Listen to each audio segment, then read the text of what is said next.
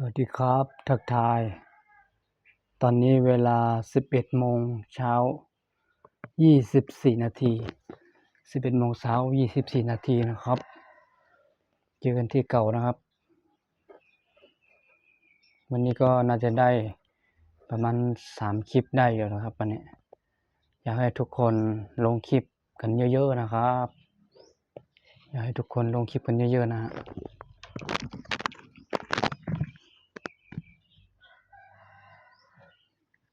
อยู่บ้านวันนี้อยู่บ้านไม่ได้ไปไหนว่างงานอยู่ถ้าเรามีเวลาก็ลงคลิปขยันลงคลิปนะครับอ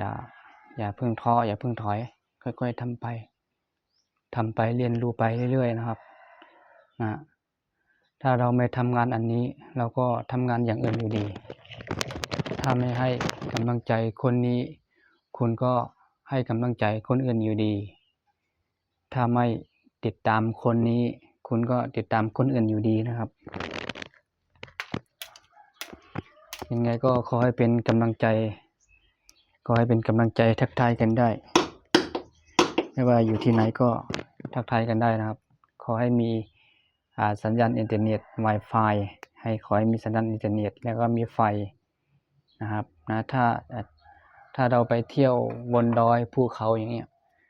แต่ละที่ก็บางพื้นที่ก็อาจจะไม่มีอินเทอร์เน็ตนะครับไม่มีอินเทอร์เน็ตก็ตรงนี้ก็ให้เราอัปโหลดคลิปวิดีโอไว้ประมาณ4 คลิปถึง 5 คลิปก็ได้นะครับอย่างไรก็เราไปอยู่ข้างนอกกันนะฮะบางที่มันสัญญาณมันไม่ค่อยเต็มที่นะสัญญาณมันไม่ค่อยเต็มที่แล้วก็มันจะทำให้ช้าเน็ตเราช้าถ้าเน็ตเราไม่แรงเต็มที่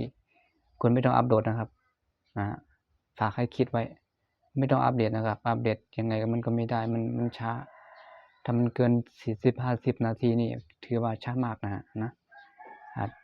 ถ้าเราอยู่ตามแดนเมืองในหมู่บ้านอย่างนี้มันก็ดีไปอย่างหนึ่งถ้าเราอยู่ในเมืองนะแต่เราอยู่ใกล้เมืองอันนี้ผมพูดถึงไปอัปโหลดคลิปวิดีโอข้างนอกหรือว่าไปไลฟ์สดข้างนอกนะครับนะทุกคนก็อยากให้เข้าใจตรงนี้บ้างไม่ใช่ว่าเราไม่มีแรงอินเทอร์เน็ตไม่มีแรงอินเทอร์เน็ต